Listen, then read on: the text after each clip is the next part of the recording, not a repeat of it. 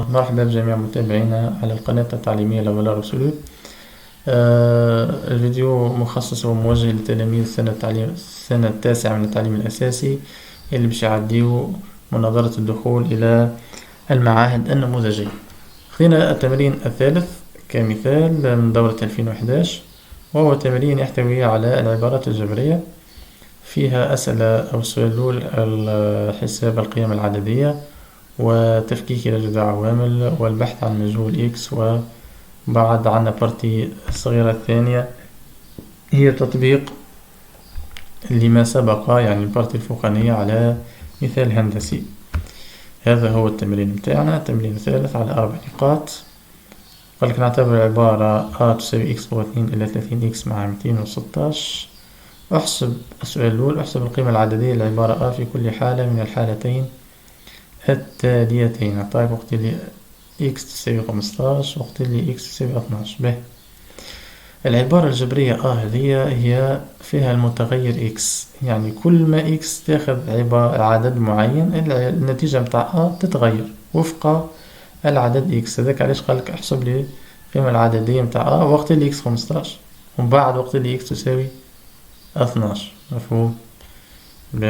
يعني سهلة في حد شيء. تاخذ هذيك عطيها لك x قوة 2 إلى 30x مع 216، تاخذ الحالة الأولى وقت اللي x تساوي 15 وتعوض x بالعدد هذا 15، يعني تعطيك تساوي 15 قوة 2 إلى 30 في 15 مع 216. كالكول على ما أعتقد أنه استعمال الآلة الحاسبة مسموح به في الامتحان الكونكور متاع النوفيان، يعني تنجم تستعمل الكالكولاتريس. 15 قوة 2 تساوي 225 إلى 450 مع 216. عملية سهلة فيها شيء، بالكالكول تخرج تساوي ناقص 9. باهي الحالة الثانية وقت اللي x تساوي 12، كالعادة باش تعوض 12 قوة 2 إلا 30 في 12 مع 216 تساوي 144 إلا 360 مع 216 تساوي 0. باهي ريت كي توصل لهنا تساوي 0، كان x تساوي 12 هذيك حطها في بالك، لأنك هي باش تعمل بها التحقق اللي خدمتك صحيح من بعد. واضح؟ تنجيوها في السؤال المناسب. 2 انشر واختصر العبارة x إلى 15 قوة 2.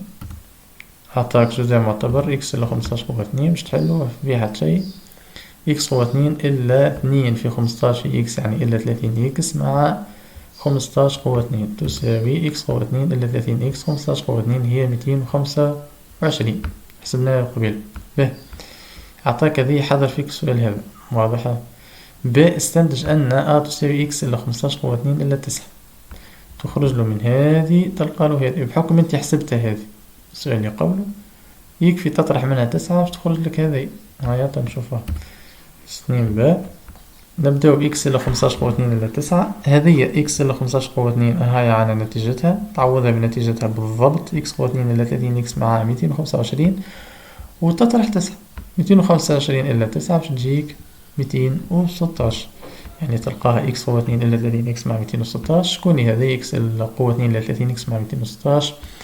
هي وبالتالي تساوي وبالتالي عندنا ولات عندها عبارة جديدة x إلا 15 قوة 2 إلا 9. وعلاش حضرك بهذه؟ باش يحضرك للتفكيك إلى جذع عوامل، لأنك هذه ما تنجمش تفككها بمستوى سنة تاسعة، لأن هي ماهيش جزء معتبر حاجة مع حاجة قوة 2 ولا حاجة إلا حاجة قوة 2. واضح؟ يعني هم يمهد لك بأشياء باش توصل أنت تقدر تفككها. واضح؟ السؤال جيم فكك العبارة إلى جذع عوامل، ومادام 2 هذه في A و B و J مدلرة وكلهم من بعض، يعني كلهم عندهم علاقة ببعض.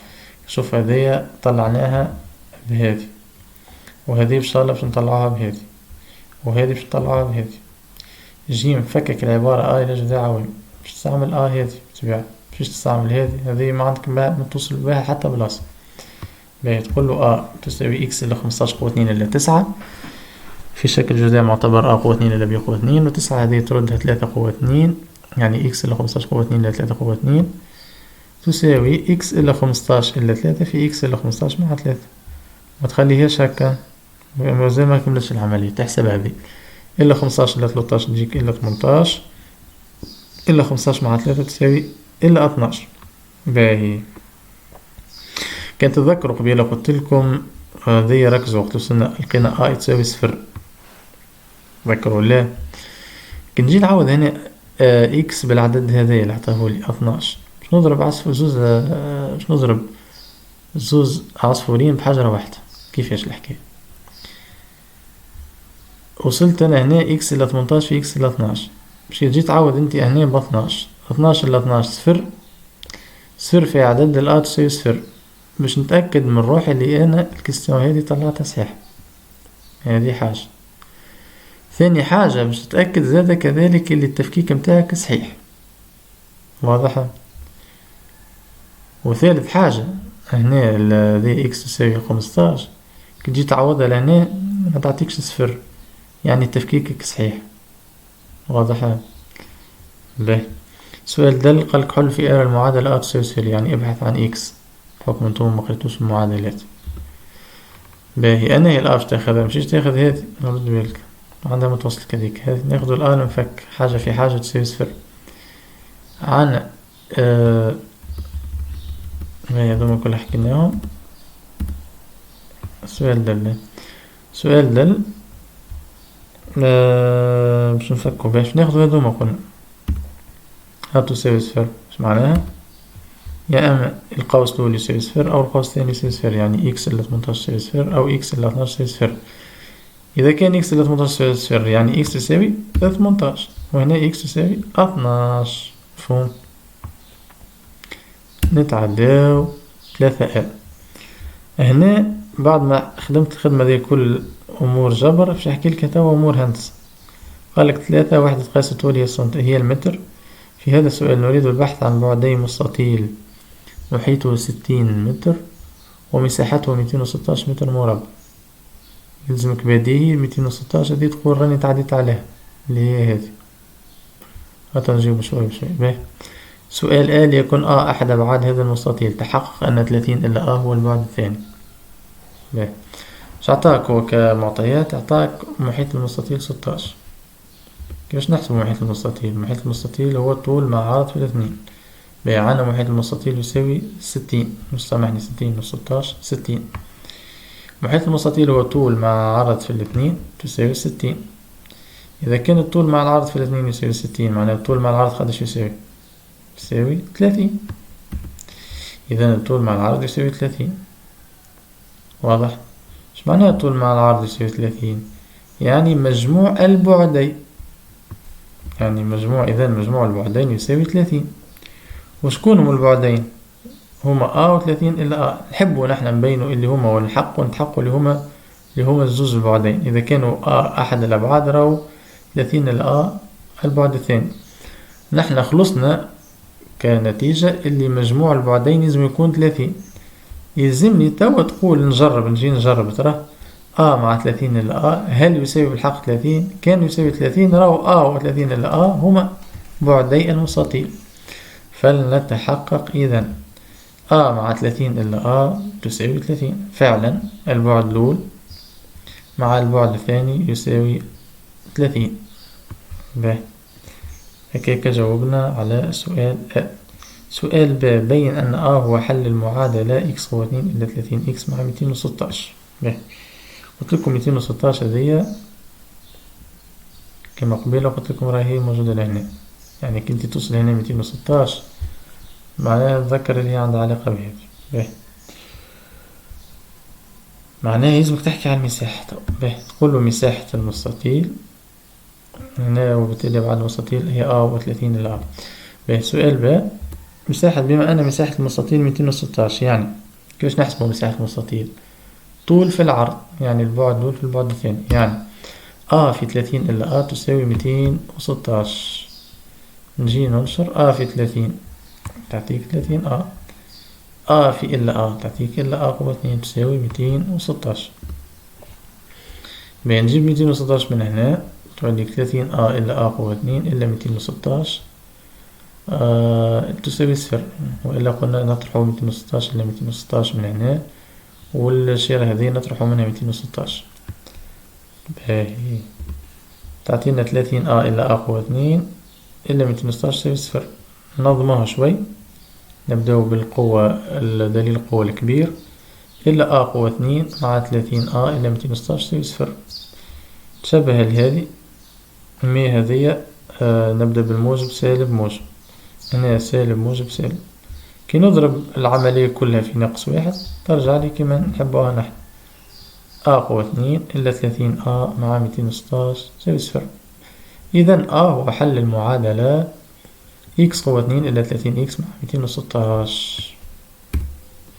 إذا هو حل المعادلة إكس قوة 2 إلا 30 إكس مع 216. جيم قال لك استنتج إذا بعدين مستطيل. سي مادام هو حل المعادلة هذه،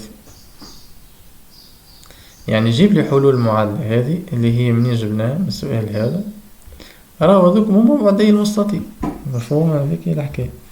حسب الجواب 2 دال 2 دال وقت اللي خرجنا إكس يساوي 18 و إكس يساوي 12، فإن يا إما 18 وإلا تساوي 12 اللي هما ذوك هما بعدين مستطيل. واضح؟ إذا بعدين مستطيل 18 و 12. باهي. إذا كان شوف ناخدو 18 معناها البعد الأول 18 والبعد الثاني 30 إلا 18 تجيك 12. يعني إذا كان خديت 18 البعد الثاني يجيك 12، يعني إذا كان الطول 18 والعرض 12. باهي ناخدو تساوي 12 تو 12 هذا البعد الأول، البعد الثاني 30 إلا 12 تجيك 18. مفهوم؟ يعني متعبش روحك برشا، بما أنه هو حل المعادلة هذه كل راهو الحلول متاعها هي البعدين المستطيل. مفهوم؟ هذا هو. نلتقي إن شاء الله على خير في فيديوهات قادمة مع تمارين جديدة ومع كونكورات أخرى. الأحسن كنصيحة حاول التمارين بعد ما تفهمهم تحاول تخدموا وحدك من الأول للآخر، وشوف نقاط الضعف متاعك وقيدهم مثلا أكوتي في كراسة أو حدا ولا في ورقة. عندي ضعف مثلا في التفكيك إلى جذاع عوامل، أو عندي ضعف مثلا في مثال تطبيق الأمور الهندسية على الأمور الجبرية. وبعد في ديما نقاط الضعف هذيك تداركها باش بتكثير التمارين اللي تحوم حول الأشياء اللي عندك فيها ضعف. فهم حاول تلتزم النصيحة هذه. كيف الفرجة راه وحدها تفرج في الفيديو بركة من غير ما تخمم وتوقف تعمل بوز وتحاول تخمم وتكتب تحرك ستيل وراه ما تستفيدش، تتفرج هكا حكاية فارغة، يعني ما تحصلش فايدة كبيرة. حاول معناها عمل مجهود، ميسالش اغلط.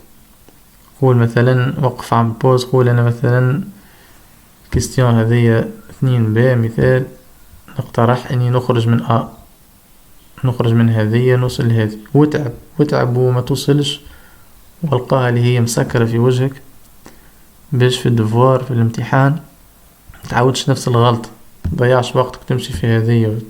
لا، مادام حضرك حاجة كما هكا وحضرك بهذه واستنتج وكذا، يعني نخرج من هذه نلقى هذه واضحة.